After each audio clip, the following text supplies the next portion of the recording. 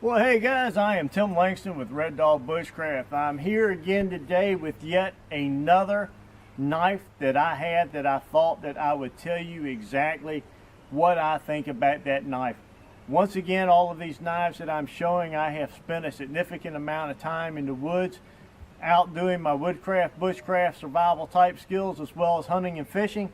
I've spent enough time out there that I feel like I can carry on a conversation with you and at least tell you what I find to be the attributes of each of these particular knives. And today we're going to talk about the Pathfinder Scout.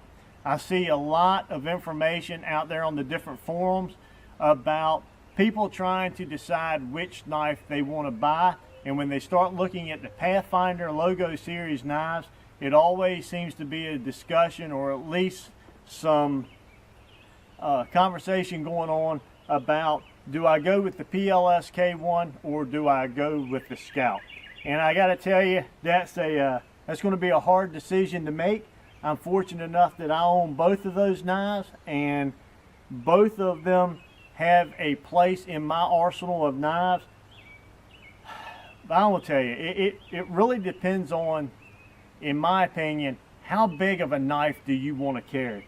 Because the Pathfinder Scout is a big knife, and it is about as big a knife as I carry to strap to my side to carry around through the woods on a day-to-day basis. A little bit about the specs: it's 5/32 of an inch thick of 01 tool steel, has a nice sharp 90-degree spine.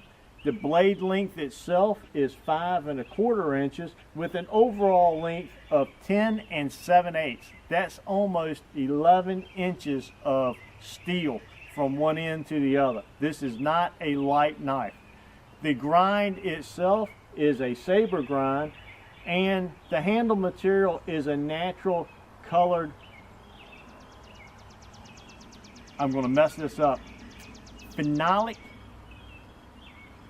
resin material. Alright, I gave it my best shot. Look it up on the website and read it for yourself. You can find this at Wilderness Outfitters, which is the Wilderness Outfitters, the Pathfinder store. You can find it on their website, Self-Reliance SRO, Self-Reliance Outfitters. And you can find it on their store, and you can look up all of the individual specs. What I want to talk about is, what do I use this knife for, and why did I purchase it? Well, I purchased it to see what I thought would be a best one-tool option. Do I like the PLSK1 or the Scout the best as a one-tool option? Well, I can answer that by, it depends on the season of the year. Most of the time, or I can honestly say each survival class that I've helped facilitate or that I've taught in, I've carried the PLSK1 ever since I've had it, just because of the variety of applications that I use when you're teaching about knives. It's always strapped to my side. But during hunting season for large game, I really like carrying the Scout. And I like it because it is a large butcher knife. That's exactly what it is. It is thick, but the thickness does not bother you at all on this knife because of this saber grind.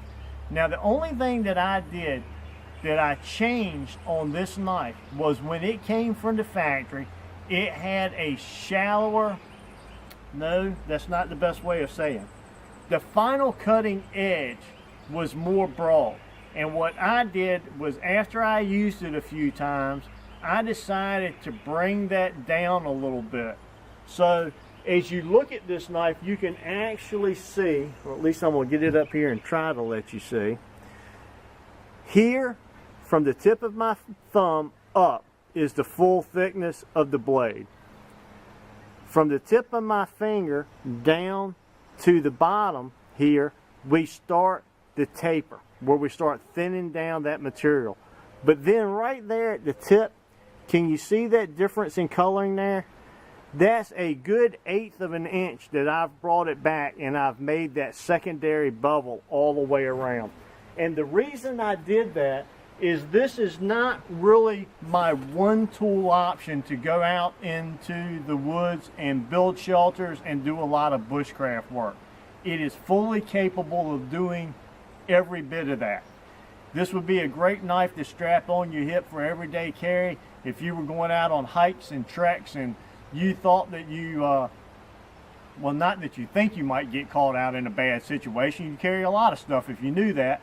But whenever you put yourself in a position to where you want to prepare yourself, this is a good knife to carry. But I reprofiled that final grind there a little bit because I found that this knife butchers extremely well. So this is the knife that I carry on my side from early fall until late winter during hunting season. Because if I'm out there and I'm hunting and I need a good butchering knife, it does all of those job tasks for me very well. All of my quartering and a lot of the cutting up steaks and that type of stuff off of my game is performed with this knife in hand. But if I get caught out there, if a storm comes up or something happens to me and I need a tool that I can baton wood with, that I can build a shelter with, that I'm going to be trusting my life to get camp chores and stuff done, even though it's a big knife, it's not so big that I can't use it for around the camp type task, but it's big enough that I can sure get a lot of work done with it. I really enjoy this knife, and it would be a hard choice if I had to just purchase one. But those are the two things that set this knife apart. This is a better hunting and butcher style knife. The PLS K1, I think, is a better one tool option knife. And a lot of that is based because the PLS K1 is a Scandinavian grind and this is a saber grind. Those are the two big differences that I see and why I choose to carry one over the other at different times of the year. So there's just a little bit about my reasoning behind having those two knives. As you can tell, this one's been used quite a bit. It's been my primary hunting knife since day one that I got it. Once again, being 01 tool steel, you need to protect the steel, but 01, I've had no issues with rust whatsoever, and I don't spend a whole lot of time babying these things. I mean, I clean them, I wipe them down, I put a little bit of olive oil on it, I wipe them off, and I put them back into leather sheath.